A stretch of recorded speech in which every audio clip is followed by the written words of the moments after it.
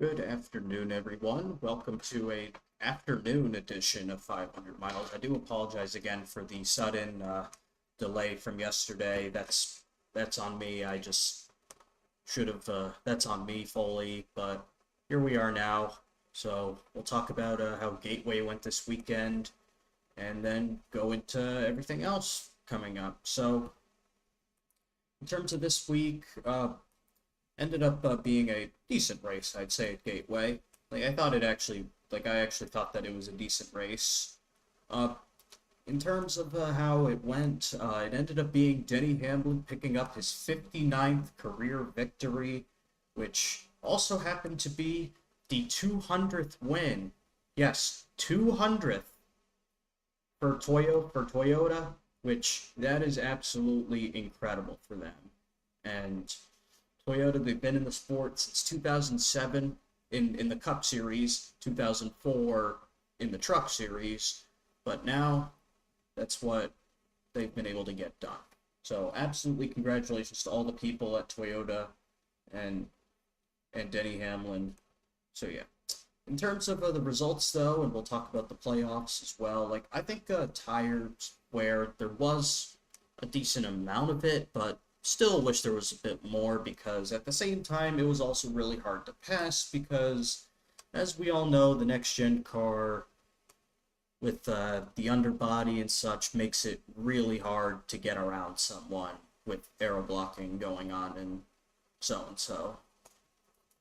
So again, still thought it was an interesting race regardless. We'll go through the results here and also the playoff grid shortly. So um, amongst the results, in addition, Chase Briscoe would finish in second after winning last week. Briscoe was actually able to put up a fight with Hamlin there at the end, so I was quite interested in how that may have gone had it been a long run, because Hamlin was battling Briscoe really hard uh, right after the last pit cycle had ended, and that would have been for the lead. And Hamlin ended up clearing him, but right as the caution came out at the end when Ty Dillon got in the wall with a brake rotor issue. So just something to kind of put up a note there. And then also it ended up being a good day for some other guys in the field. But like John Hunter Nemechek, he finished in sixth. Like another great run for Legacy Motor Club. Like something has definitely got to be helping Legacy out as of late because they really have been on a big streak recently. So I really am gonna give kudos to Legacy Motor Club for how they've done. And then moving back up, we'll talk about Ryan Blaney here because, boy oh boy, there was a very interesting moment we saw with him right before the end of stage two, I believe it was, where we're basically we're basically um, Kyle Larson. He comes up into Blaney, spins him out, and unfortunately that ends up spinning him out. I mean, I think Larson was just getting impatient with him. Like, I think they were just, I think they were just, I think they were just, I think that they were just, I think he was just getting a bit aggressive with Blaney, which ended up turning him around. And I mean, again, I mean, it's just Larson himself. But at the same time, Larson really doesn't get a lot of ridicule for all the stuff he does. If Carson Hocevar did the same thing, people would be going extremely aggressive on him. But I don't really see people that aggressive with. I don't really see people that aggressive with Larson though here, with how he raced Blaney there. But then going back through the other results, I mean, Christopher Bell, he had an interesting crash out. He finished in seventh. He had a crash out on the radio with his crew chief referring to Adam Stevens about radio, which after Adam Seam said P7, great day, and then Christopher Bell was like, we were the best car all day.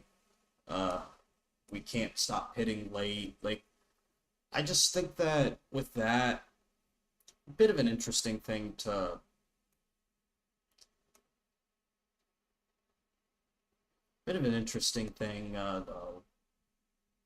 situation going on there. But I just think though that may have gone a bit far because Bell was never really the best car all day at any point in the race. In all honesty, like I just personally did not see Bell as a major contender all throughout the race. But maybe you guys did. But and then all four of the JGR cars also finished in the top 10, so that also was a big win for Toyota. Like, in fact, with Toyota getting the 200th win, there were 7 Toyotas in the top 10, and the Toyotas have really also brought in a ton of steam ever since the start of the playoffs. The Toyotas have really been on a roll this year, so I'm really glad. So I'm interested to see what they have in store because the Penske cars, haven't really been that strong. Although they have picked up some pace in the playoffs. I mean, Joey Logano actually was having a really great run. Joey Logano was having a really great run for a while. I mean, he ended up finishing 5th, and Blaney was able to get all the way back up to 4th after the spin. But I mean, Logano's just barely above the cut line. Like, he may make it through this round, but is the round of 12 gonna be in his favor this year? I don't know. And then going back through some more of the results again. Some other results here. We mentioned Carson. There was an interesting moment with Carson Hocevar as well, where there was a caution that came out. I don't remember what it was for. Might have been debris, where Hocevar didn't slow down and he nearly pile drove Justin Haley, his own teammate, which that was kind of scary, to say the least. And then going down through some more of the results, I mean, Ross Chastain, he was having a good run and things just didn't go in his favor, and then SVG just, he had a chance to flip strategy, but he ended up getting a speeding penalty at the end, which ruined his 2-tire stop strategy. Like, that ended up throwing his strategy off completely, and he ended up having to settle for 25th on the day. And then Alex Bowman, another day from hell for him. He was 26th. Like, so many issues keep happening with that 48 crew that he's now in a must-win situation. And, we'll talk about the playoff grid in a bit. And then Front Row Motorsports, they had a terrible day. 30th, 32nd, 33rd. Terrible day for Front Row. And this comes after Zane Smith qualified 10th. So, really bad day for them. And then we look at some of the DNFs. Daniel Suarez in 35th, and Josh Berry 36th, also Ty Dillon 34th. Josh Berry, I mean, he can't catch a break. Like, I mean, at this point, he's now must win for Bristol, and he's finished in last, I believe, in both playoff races now that we've had. So, he's a must-win for Bristol. So, again, we'll look at the playoff grid. Hamlin and Briscoe are locked in. And then we go to the bubble. The first guy in is Austin Cindric with 11 points. So, he is currently 11 points to the good.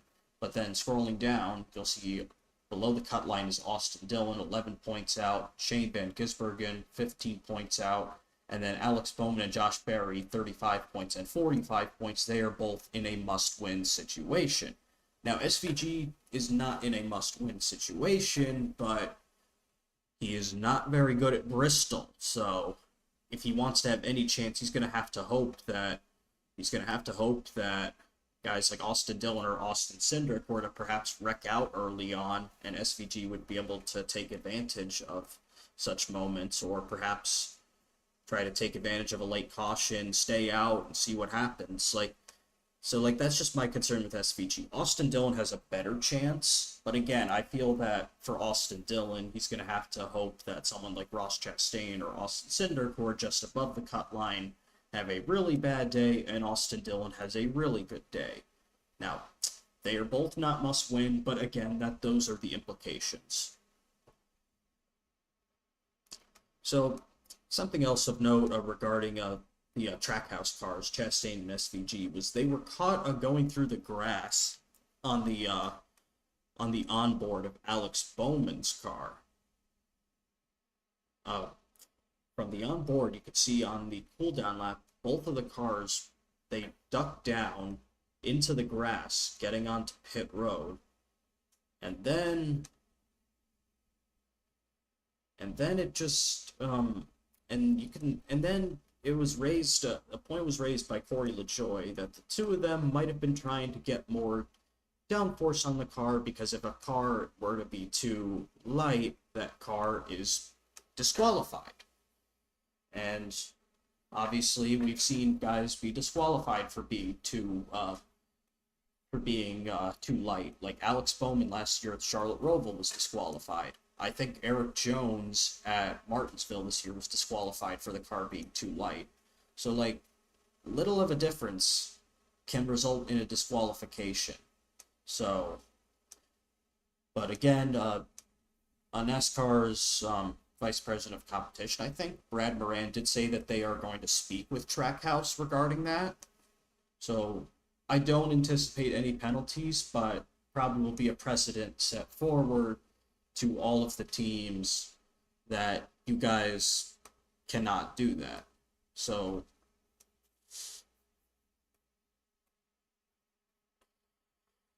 again, like, that's just something that I wanted to also bring up.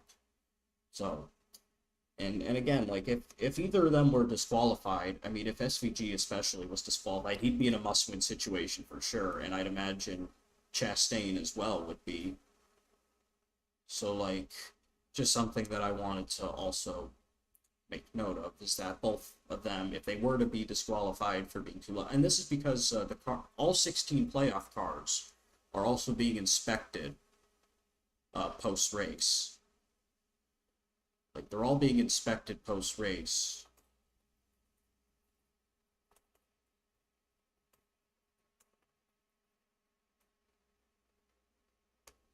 Like, that's just something that to keep note of. So, I think now would also be a good time to actually move on. And then some other things of note is that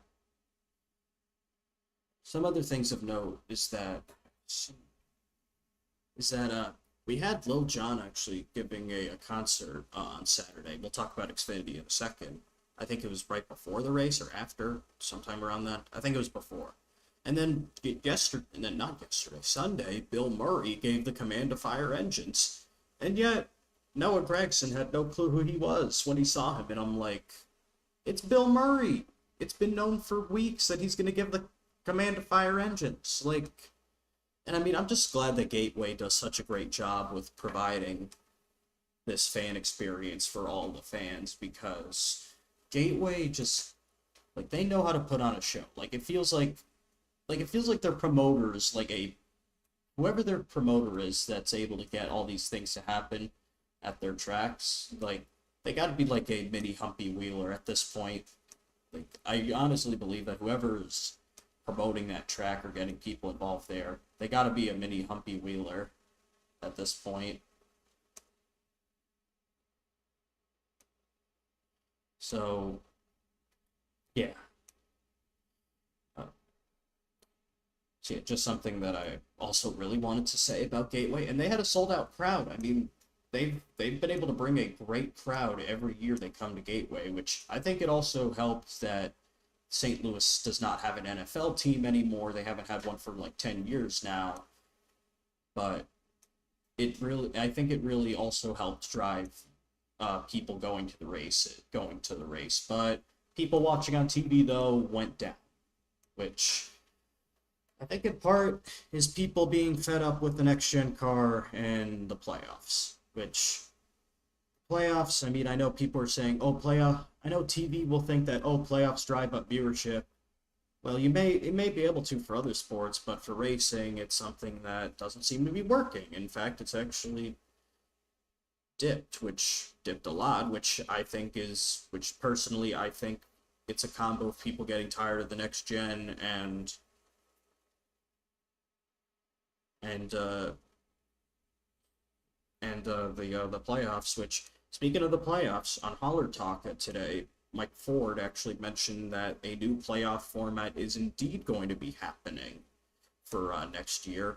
Right now, though, we're not 100% sure what it is going to be. The expectation, though, from what I've heard, is potentially a 3 to 4 race,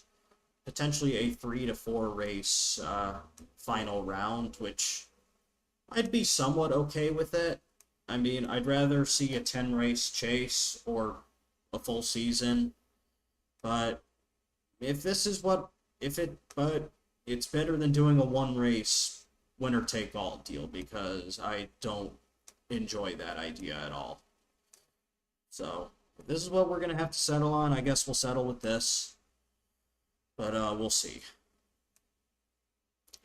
Then it was also mentioned on that same show that they're considering adding a fourth stage for Daytona and Talladega to prevent the fuel saving stuff, but I just don't think that that's not what we should be doing. Like, it's because, like, you gotta fix the car. I mean, like, the teams, you need to let NASCAR fix the car. NASCAR, you need to tell the teams to let them fix the car. Like, you gotta fix this in order to have good racing. The fourth stage, like, it may take away the fuel mileage stuff, but I genuinely don't really see how this is gonna help, in all honesty. I just don't see how this really will help. So then, what's it say? But regardless, this is something potential to keep an eye on. I don't anticipate them doing that for this year because, well, they're not gonna change that. They're not gonna change the stages mid-year, because then that would cause some chaos. So I think now would be a good time to move on to the Xfinity race. So there wasn't a lot of races this week. There was no trucks, no ARCA, nothing else. The Whelen Modified Tour got rained out at Riverhead. They were supposed to be at Riverhead this week. That race got rained out. But going to the Xfinity results, Connor Zilisch, he's won 7 out of the last 8 races. Like, have we ever seen anything like that happen? Like, I just genuinely don't think we've ever seen anything like that ever happen, which is absolutely incredible, in my opinion. Like this kid, if someone, like, this is a star, and NASCAR needs stars. This is the star that really is going to help the sport. So, I just really hope that Zilisch keeps up this momentum, because this kid is absolutely incredible. Like, and you can't deny it to me. He's ready for Cup. He's proven it. No excuse. No more excuses that, oh, he's going to be rushed. He's ready at this point. If he's won this many races this year, he's won more than 7. I think he's won 9 now. If he wins 4 more races, he ties Kyle Busch for all time in one season in Xfinity. I'm pretty sure. So yeah, I mean, I just can't believe that this guy can't be beaten. Like, but I'll still give some shout-outs to guys throughout the rest of the field, like William Sawalich, 2nd place again. Sawalich, he's going to get a win next year. I don't know about this year, but definitely next year at this point. He's going to get a win. Christian Eckes missed the playoffs. We'll also talk about the playoff grid for Xfinity, because that's getting started. Eckes, he ends up finishing in 3rd. Great run for him. Something he needed. Unfortunately, he misses the playoffs though. And then Daniel Hemrick, he ended up finishing seventh in his first race in Xfinity in 2 years. Parker Retzlaff, eighth, finished in eighth. Heck of a run for Parker Retzlaff. And then Matt DiBenedetto was 11th. Brennan Poole 14th after I think he spun earlier in the race. Anthony Alfredo in 13th. Jeremy Clements 15th. Like a lot of shout outs to some of these guys like Dean Thompson in 16th, Ryan Ellis in 18th, LeVar Scott in 19th. Great run for LeVar Scott. Like LeVar Scott is going to be going places. You're going to have to watch for that kid in a few years for sure because LeVar Scott he's going to be going places before you know it.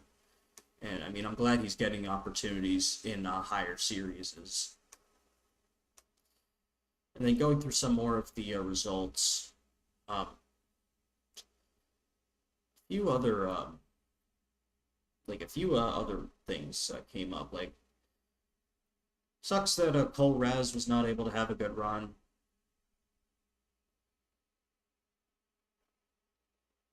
Yeah. Like, Cole Raz, unfortunately in his debut, it did not go the way he planned on it. He ended up getting into the wall, and which ended up putting him many laps down in his debut. Hopefully we'll see Cole run in more races soon. Sammy Smith, I know he didn't have a good run either. Few guys also wrecked out, like Sam Mayer, Jed Burton, which unfortunately took him out of playoff contention because he needed to have a good run. Carson Kvapil, he had a mechanical issue that was really strange to me.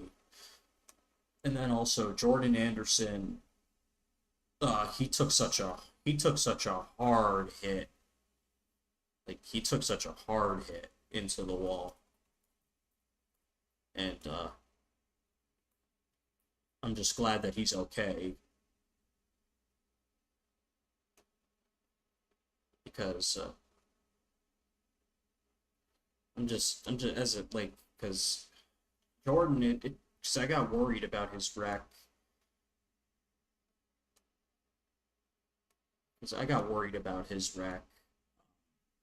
It made me think back to that wreck he had at Talladega back in 2022 in trucks.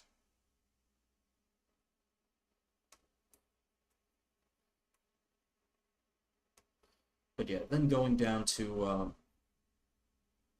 that's pretty much going to wrap up Xfinity.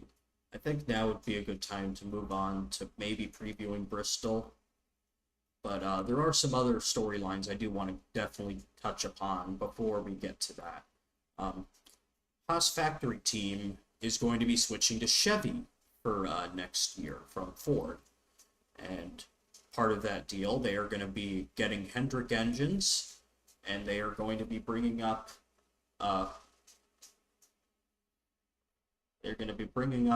Cole Custer. With Chevy. They're going to be keeping him in that 41 ride. And then Sheldon Creed and Sam Mayer, they are also going to be staying in their Xfinity rides, or what will be the O'Reilly Series, the 00 and 41. So, interesting because now both of those drivers who people view as big prospects, now are viewed in the Chevy camp, which could perhaps have some implications if a Chevy team wants to take a chance on either of them now. So yeah, just something I wanted to briefly float. And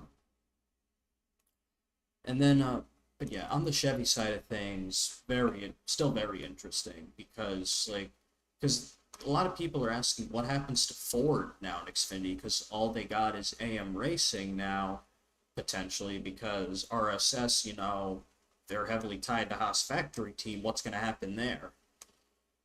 Because Haas Factory Team is heavily tied to RSS. Is RSS going to go to Chevy or go back to Chevy? This could mean a lot. And then, you'd have And then you have the possibility of deals with and then you possibly have the deals with and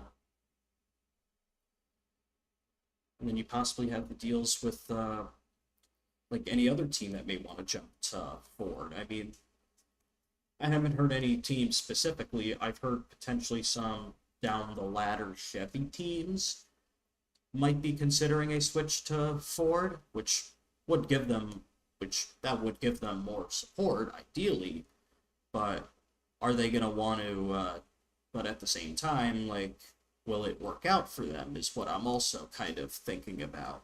Will it work for them, and will it work out? So just something I wanted to kind of touch upon on that side of thing. So in addition, on the Xfinity side of things, Sammy Smith also will be returning to the 8 car for JRM next year. So just wanted to float that out there. So some more silly season stuff we're discussing. There's again more talk that Butterbean, Brendan Queen is going to be driving a Ram truck next year for Colleague. So potentially something will come out of that.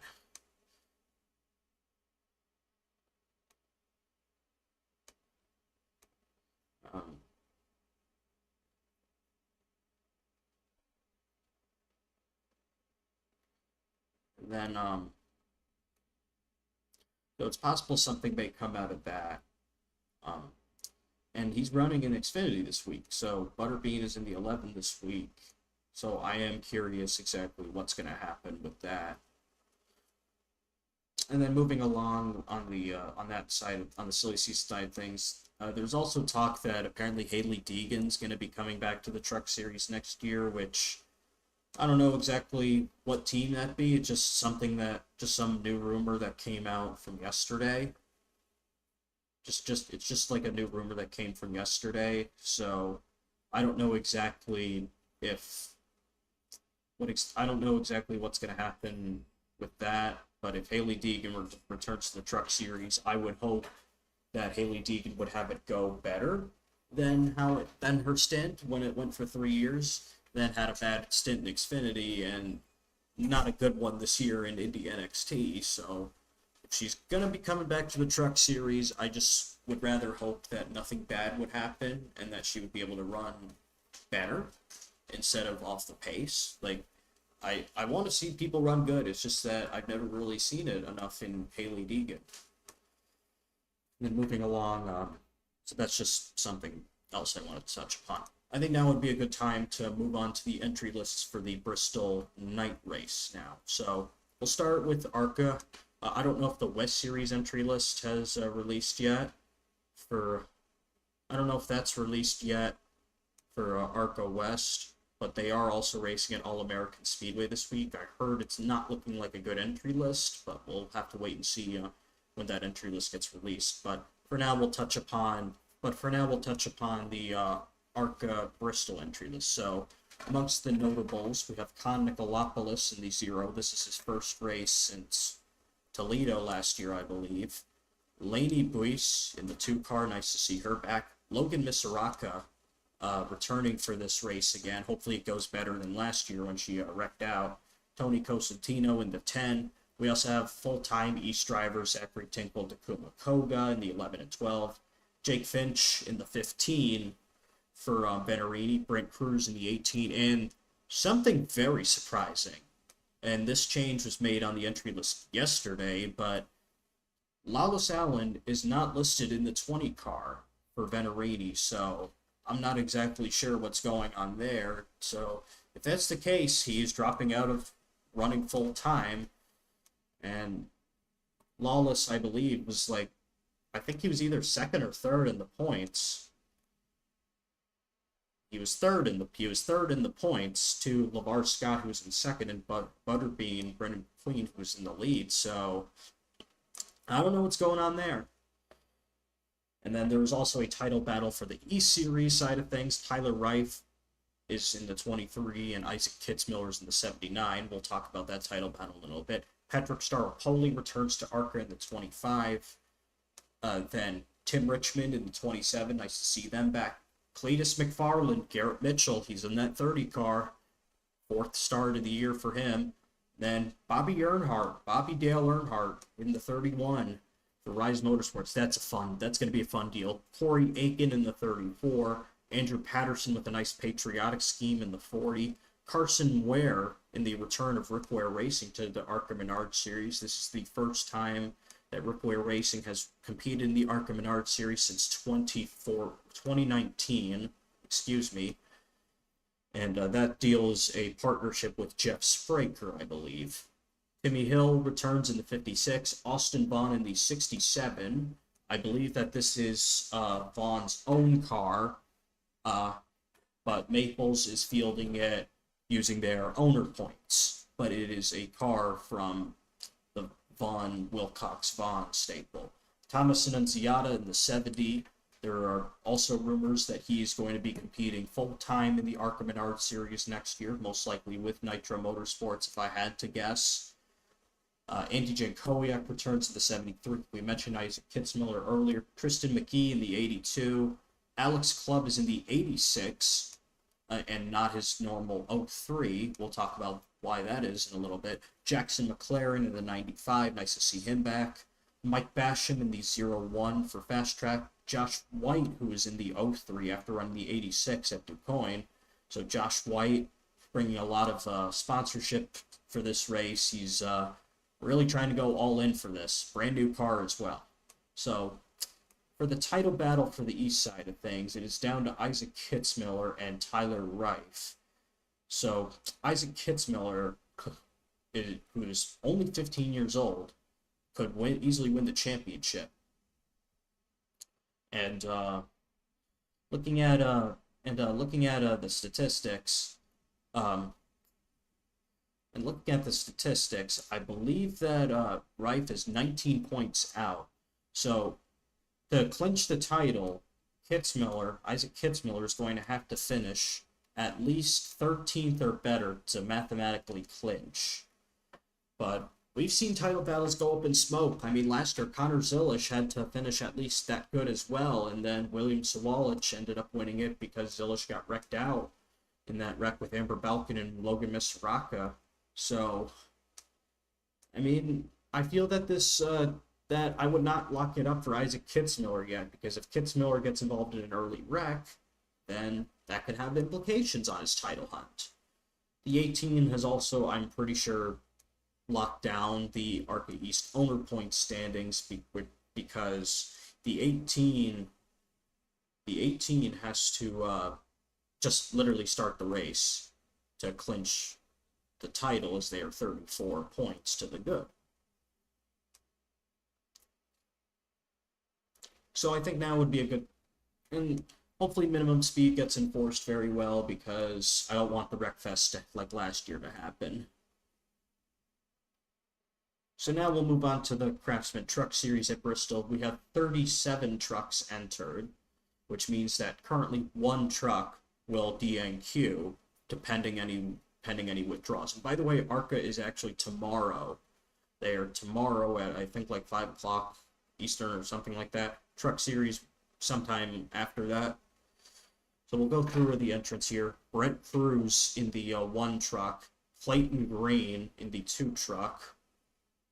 The 02 will be driven by Trayton Lapsevich from Canada. This will be his first ever Truck Series start. Great opportunity for him. Norm Benning returns in the 6. Corey Day in the 7. I think this is an additional race for him in that 7 truck. I think it's an additional race for him. Stephen Parsons, the 20 truck. They're back again. Josh Rayome in a nice Aerial Titans 22 truck. They actually swapped rides. He and Clayton Green actually swapped rides. Clayton Green was originally in the 22 and Rayome was in the 2. They have swapped rides. Mason Maggio in the 33 truck again. Again, get well soon, Frankie Muniz. Hope you can get better after that ladder fall. Greg Van Alsten, 35 truck, first race for them since IRP in July. Connor Jones returns to the 41 truck. Cole Butcher, first ever start for him, another Canadian debuting in the Truck Series in the 62 truck. Caleb Costner will drive the 74 truck again for Mike Harmon.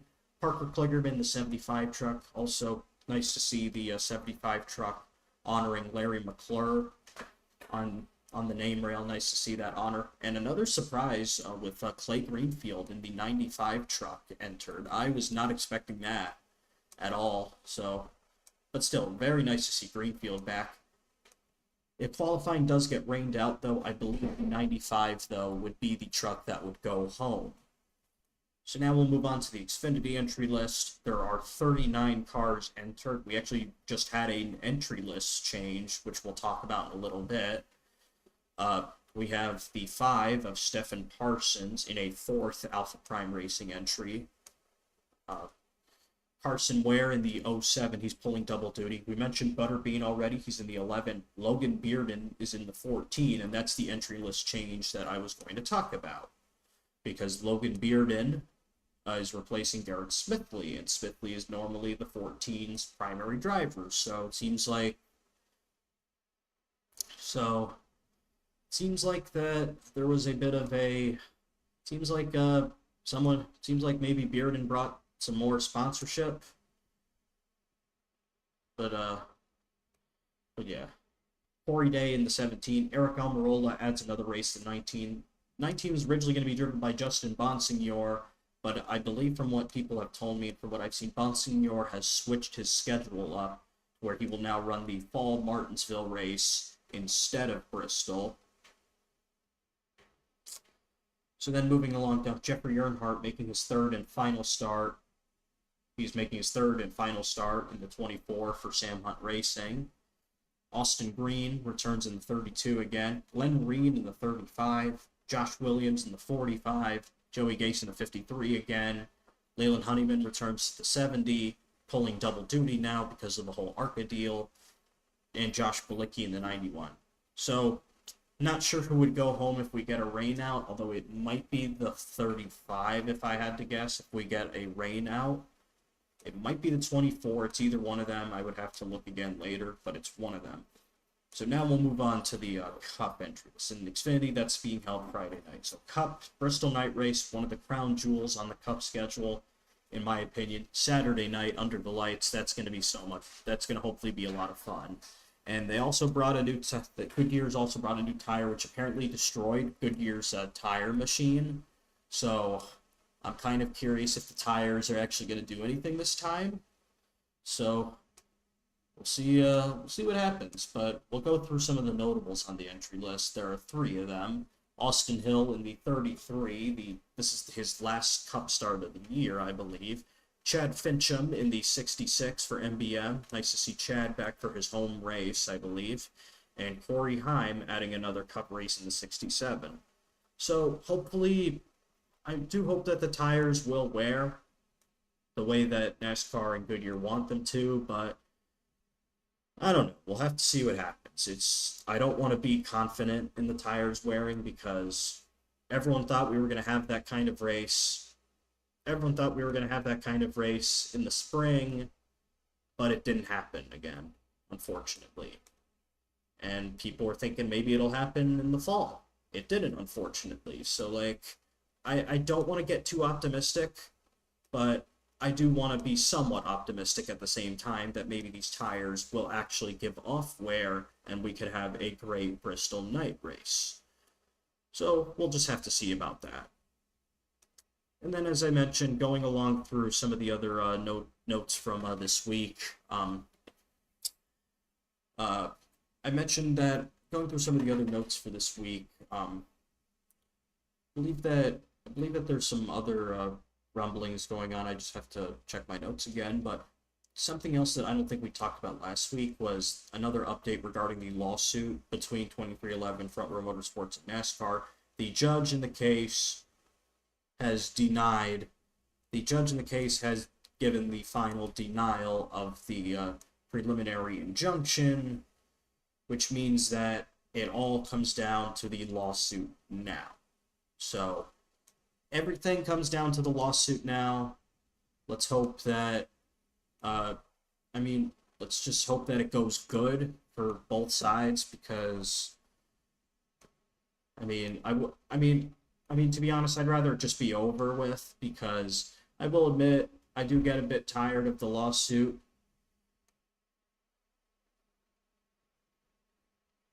Like, like I will admit that I will admit that I do get a bit tired of the lawsuit. And then another thing with Bristol, they are still running the intermediate package. Like, teams, you've got to let NASCAR change the package again. Like, stop making excuses up. Like, you guys keep saying that this is just going to be a fourth aero package. I don't buy that.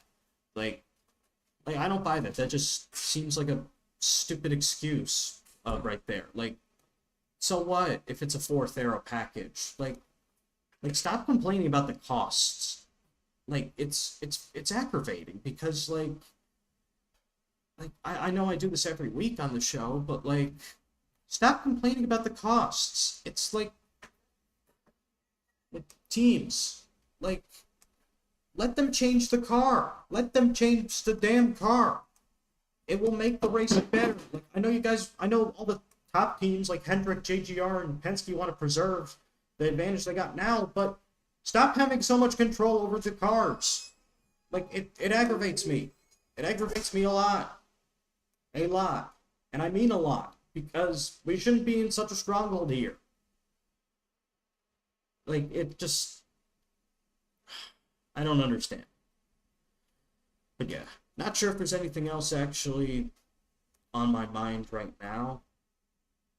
But, not sure if there's anything else on my mind right now in terms of racing, but that probably will be the end of this episode, because I think the lawsuit was probably going to be the last thing that I wanted to talk about. Possible that I may have missed some other things, but I think that's probably going to be it for today. So I think that's going to be it for today, guys. Thank you guys for watching. I apologize for pushing this to today.